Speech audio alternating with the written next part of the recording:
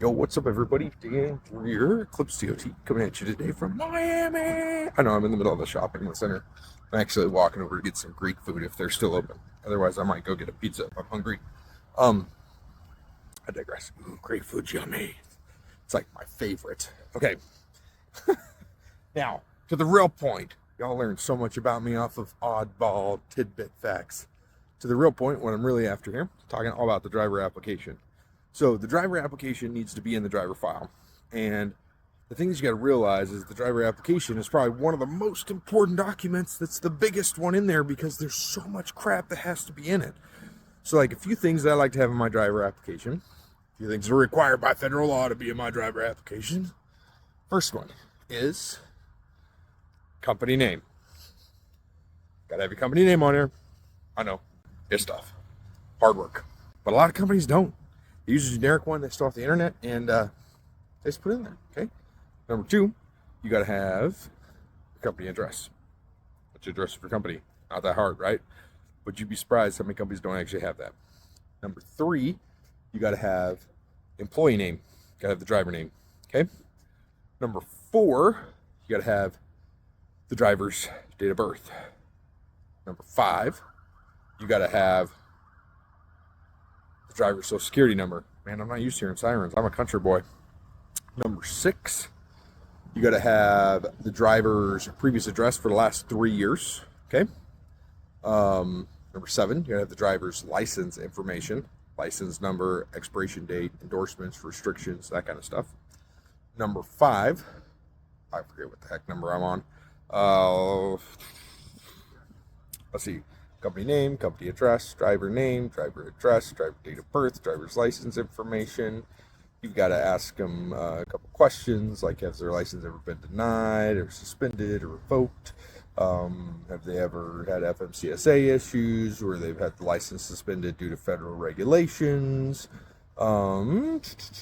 Previous employment for the last 10 years. Each employer has to include several things. Like, I'm doing this off the top of my head, guys. If you can't tell, that's why it's a little bit like I'm just running off of memory here. I don't have like a thing in front of me that's telling me what to say.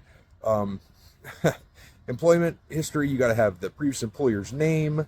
You got to have the city and state where the employer was at when they worked for them, the employed dates of employment, the reason for leaving. I always like to get position because if they worked for Amazon, were they a warehouse fulfiller or were they a driver?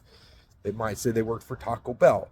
Did they work in the store or did they work in delivering for Taco Bell semi trucks, right? See what I'm saying? Okay, that's why I like position. And then you got to ask the FMCSA question, were they subject to FMCSAs? And then you got to ask the Part 40 DOT question. And if they have any gaps, you have to account for those gaps in employment. Now that's a huge one that like gets caught on the driver application. Is like they'll go through and there'll be like a 3-month gap, and they don't put unemployed in there. Okay.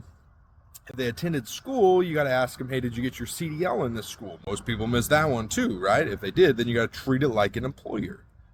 Okay, you got to fill out everything the same way. Okay, does that make sense? You got to have a driver's statement in there saying that everything is true and correct to the best of their knowledge. You got to ask for previous accidents for the last 3 years, previous violations for the last 3 years. NA is not acceptable answers in either one of those. We got guys who put NA in there. You got to like just tell them, hey, scratch this out and write none. Okay, or you got to have a box that says none. Trying to think what else has to be in the driver application. 10 years of previous employment, that one always gets blotched up. 3 years of address, that one gets blotched up. I usually have like, as part of my driver application, I usually have a Fair Credit Reporting Act in there so I can run motor vehicle reports and stuff like that legally. I usually have a driver's license statement in there, which is required by federal law. Everybody misses that one. It's one of those common ones that gets missed, but it's saying that they only have one license. Their license is always going to be valid before they operate a commercial motor vehicle for you. Blah, blah, blah, yada, yada. That's really the whole driver's packet, like the whole driver's application. That's everything that's in it. And those are kind of the main points. If I miss something, leave me in the comments. I'd love to know. I'm doing this off the top of my head. All right, we'll chat with you guys later.